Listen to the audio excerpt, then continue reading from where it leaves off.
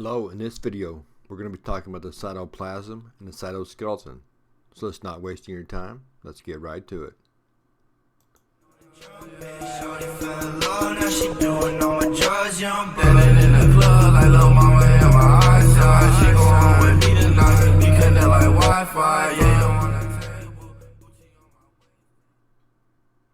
Now when we're talking cytoskeleton, we're talking structure. We're talking protection, we're talking support for the cell. And it does it in a variety of ways. The cytoskeleton is not just one thing. As you can see, it's three things. Microfilaments, which we just referenced when we talked about flagella and cilia. Intermediate filaments and microtubules. And the intermediate filaments, again, that's not a great name. The other two have actual names. The intermediate filament is size-wise in between the two, so that's why it gets its intermediate title of it. But they work together to keep the cell shape and structure intact, and we're going to look at those ways. You can see that looking at that picture beside me there, you can kind of see the various structures. It's very reminiscent to what a bacteria cell wall might look like, with different components working together to strengthen and reinforce. Your cell has the same way, it just doesn't have that hardened cell wall on the outside. But we'll get into each of these on their own particular slide.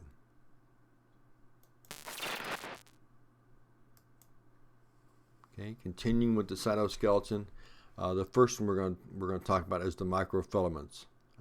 And examples of those we've already talked about is the flagella and cilia. The microfilaments are in that picture beside me, the green ring around the edge. Okay, those are meant to really keep that shape intact. Kind of a thick material around the inner edge, and similar to what like rubber bands, they resist tension. So if the cell is pressed against, they can kind of absorb that pressure, and once it's removed, bounce right back into their own shape. But they're inside the cell, inside the plasma membrane. Again, the idea of keeping it in shape by absorbing pressure and then bouncing back once that pressure is removed.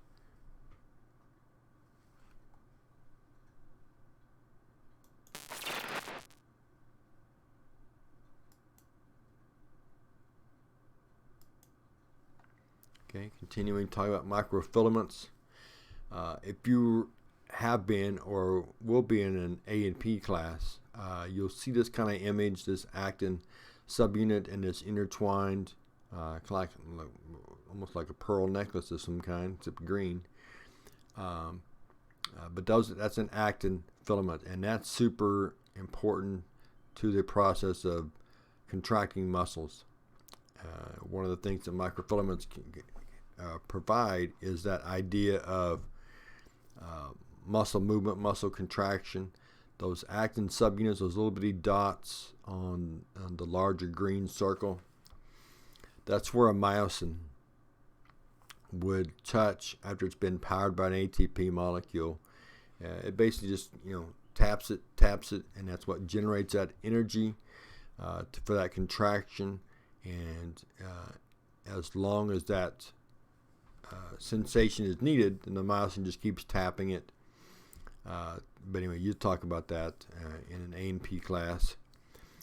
These subunits, because it goes around the cell, when it comes time for cell division, you can't keep that circle intact, so they are able to break down and then reform quickly in the new cell as when it happens. Excuse me. It can help with the movement of a cell. If you know what an amoeba is, how amoeba moves, it just kind of, part of it is reaches out and then grabs on and pulls the rest of the body to it. in some kind of a crawling type manner, but it can be a part of that, or it is part of that process.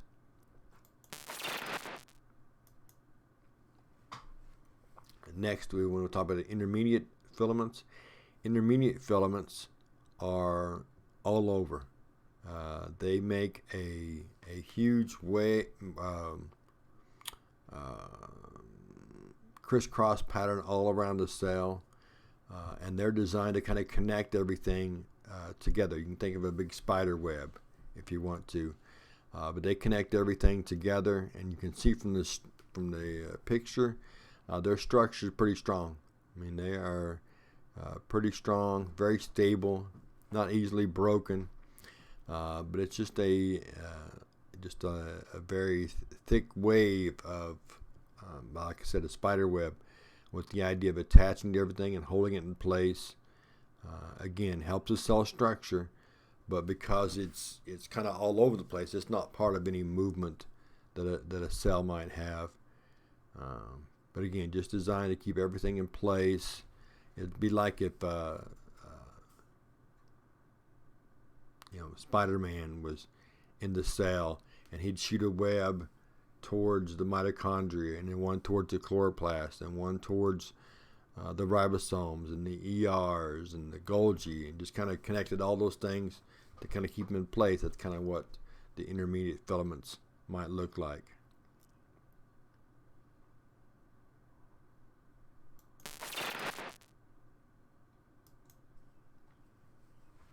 Okay, our third member of the cytoskeleton is the microtubules.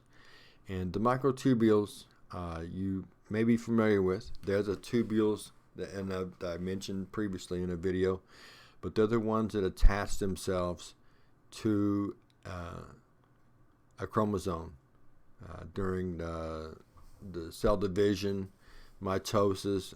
It's actually during the earlier parts of cell division, but they'll drag the chromosomes in the middle, and then with the help of the centrosome, pull the half of those chromosomes to the edge. You can kind of see the shape there. Again, hollow, okay, kind of a combination of A and B tubules in the subunit. That's not super important, but they're the largest, okay, of the cytoskeleton, and they do help with movement. They certainly help with materials being moved within the cell, part of that mitosis. But when you look at prophase, metaphase, anaphase, telophase, you'll see the centrosome at the poles and those long tubes that are used to pull the chromosomes. Those are the microtubules.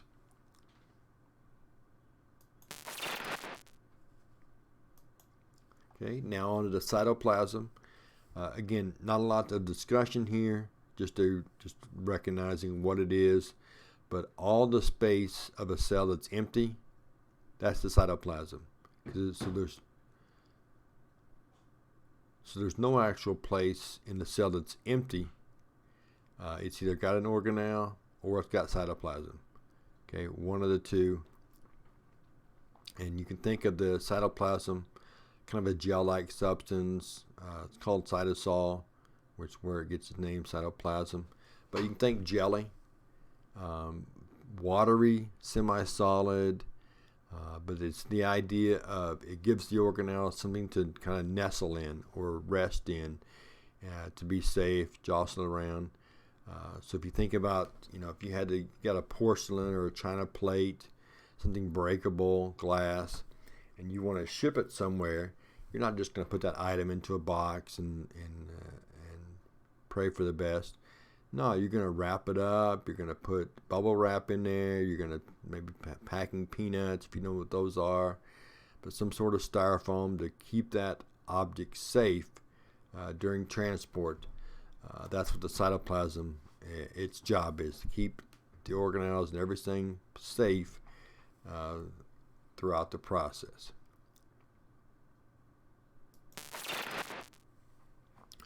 Well, that's our video of the cytoplasm cytoskeleton. The next time we get together, we will be talking about the mitochondria and the chloroplast. So we'll see you then.